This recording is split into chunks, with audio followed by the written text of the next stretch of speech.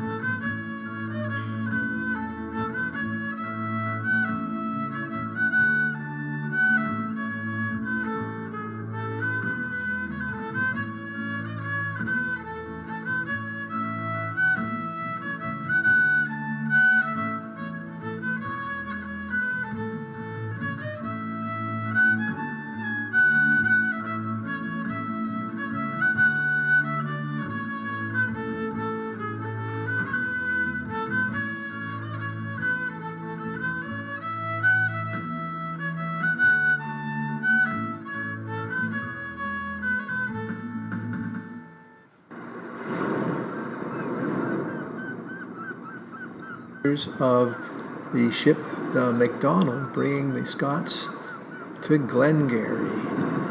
It was a three-masted ship. It had to sail across the Atlantic Ocean through all kinds of sea and storm. But it made it here. The Scots arrived in Upper Canada, in Glengarry.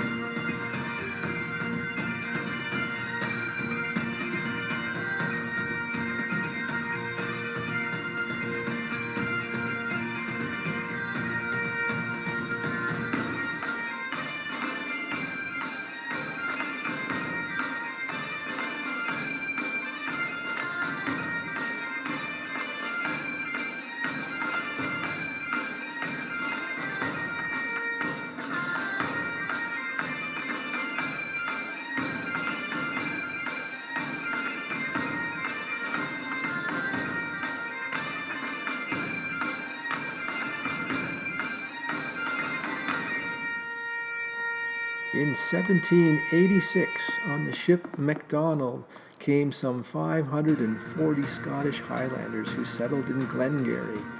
The ship anchored in what is now called Lancaster, near the mouth of the Raisin River in Lake St. Francis on the St. Lawrence River. On the far side of the St. Lawrence River, the United Empire Loyalists were not permitted to remain in the United States after the termination of the Revolutionary War. These Scotch retainers of Sir John Johnson were granted lands in Upper Canada by the British government. The officers and the men of the 1st Battalion served Glengarry, Ontario, occupying the first 5 townships west of the boundary line of Quebec Province, or what was known then as Lower Canada, including the present townships of Lancaster, Charlottenburg, and Cornwall.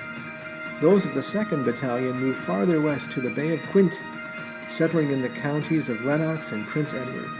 They were joined in the month of September 1786 by 500 of their kinsfolk who sailed with the Reverend Alexander MacDonald from Greenock in Scotland on the ship MacDonald. Reverend MacDonald got his parishioners into the British Army as the Glengarry Fencibles, a light infantry outfit. They were sent to Ireland during one of the many uprisings there. When that was over, he brought them back to Glengarry to fight here. Settlers in Glengarry were granted 200 acres each in the Indian lands, which is now referred to as North and South Glengarry. Settlers came to the Indian lands as early as 1809. The land grant only shows up in 1853 because the Indian lands were only leased from the St. Regis Band up until sometime in the late 1840s, when the government allowed the settlers on these lands to purchase them as crown grants.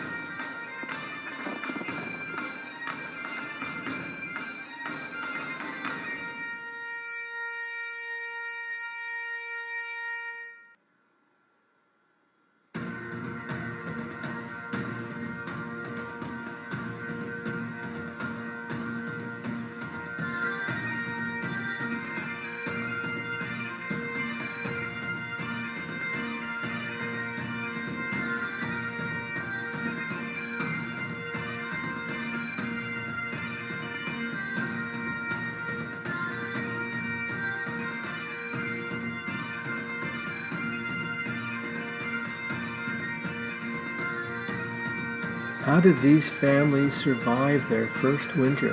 Hold fast, McLeods. Please subscribe.